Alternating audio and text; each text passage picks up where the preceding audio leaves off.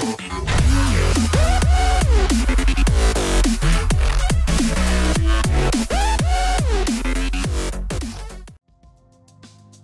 is going on today, guys? Tomcat here, and today we are checking out Absolute Drift. Now, Absolute Drift is an indie game on Steam Greenlight, and if you haven't heard about it yet, you should definitely go check it out because it is one of the most interesting games I've played recently, just because of the fact that it's very number one, it's a very nice concept, a very new concept, and it's one of those games that's sort of done well. You can tell from the moment you get into it that it's been done quite well, and it's been developed in a way where you can see that they really cared about what they were actually doing while developing it.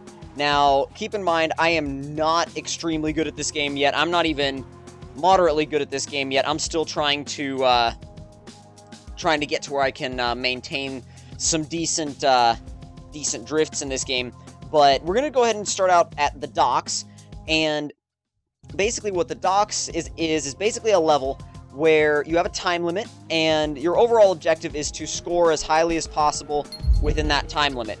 Now, these objects in the way, you can either drift through them, or you can drift around them, or you can drift however you possibly want to get the maximum score you possibly can. And that's what's cool about this game, is that they let you play the game and actually gain in score in the way you want to. There's no go here and do this and drift in this particular fashion. There's none of that. It's all down to how you actually want to play the game, which is, in my opinion, the coolest part about this game. And it's that they don't restrict you. They don't put you I guess you could say, put you on a leash almost, so to speak. Oh, I was trying to get all three of those in one drift. And that's the thing, is you start to challenge yourself. You're like, ooh, I could do this, or I could chase my tire marks, or whatever. You know, like, oh, I could do a spin here, or I could do like a drift into a 360 here, or something, you know, or you could bounce off the wall if you want to go right into the wall. But the cool thing about it, though, is that it's got a nice, almost relaxing quality to it, because you're always, I mean, yes, you're on a time limit, but you don't feel like, oh my god, I gotta get this done within the time limit, I gotta get it done.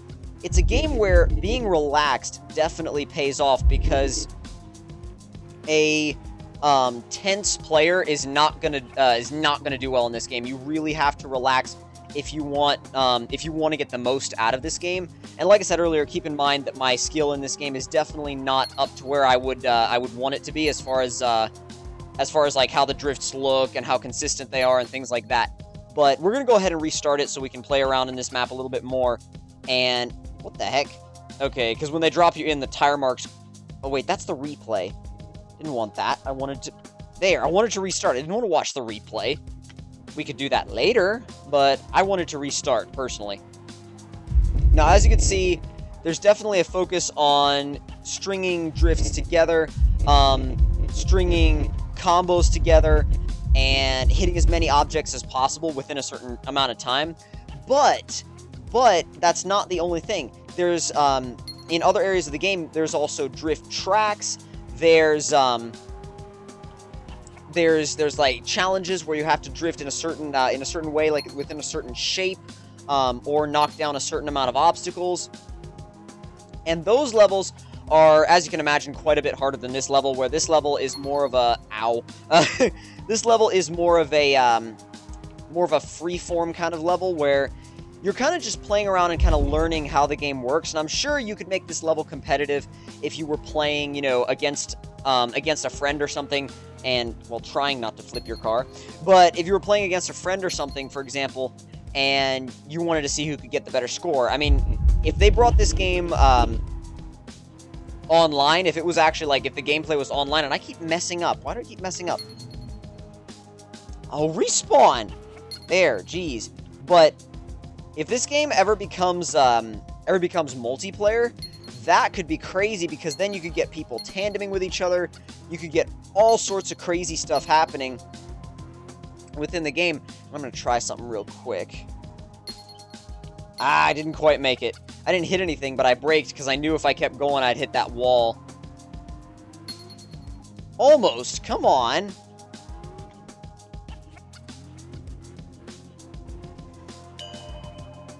Nice little 360. You definitely have to... It's a lot about finesse and the way you actually play with the physics. And I'm going to restart it one more time because it's...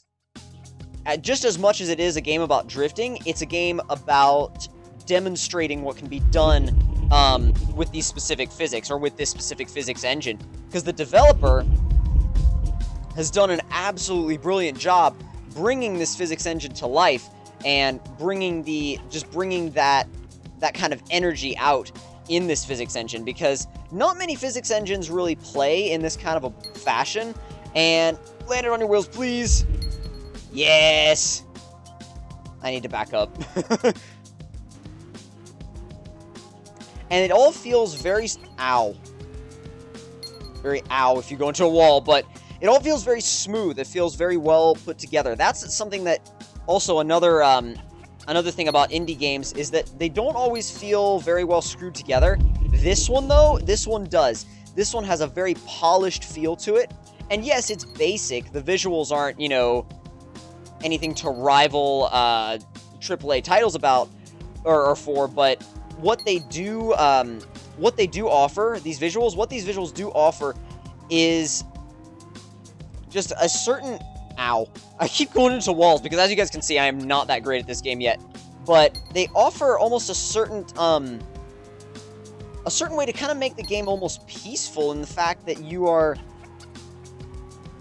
They make it so that it doesn't feel all over the place and crazy and in your face, which a lot of games that focus on drifting and stuff, they do, but that's a good thing, obviously, because, you know, it is very in your face, but this game kind of shows that it doesn't have to be that way.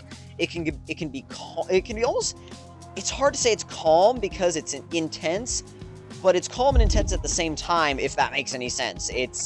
I know, it's hard to make sense of this game, at least for me. Oh, that was awesome.